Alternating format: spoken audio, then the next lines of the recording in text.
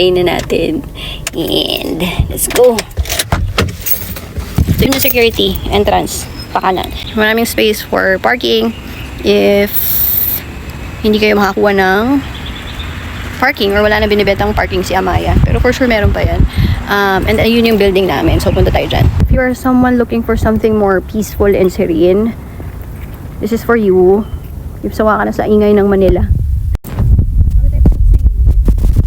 Meron ditong little garden, mini garden on the way sa pool area, and meron parang mini playground dito for the kids.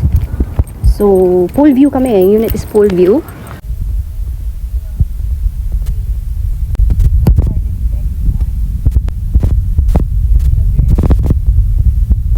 Ayun yung pool.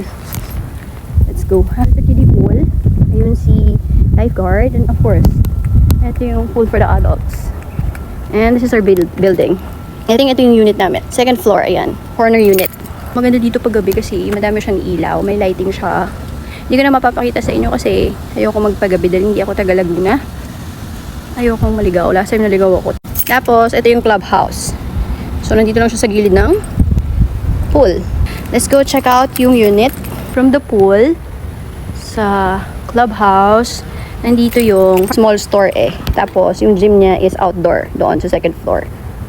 So, ito yung walkway. May elevator tayo dito. So, second floor lang naman tayo. Huwag na tayong mag-elevator. Exercise.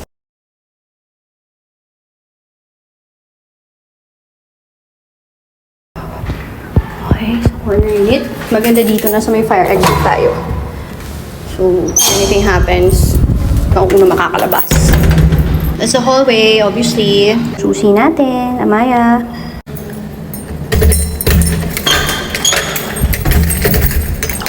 There we go. There you go.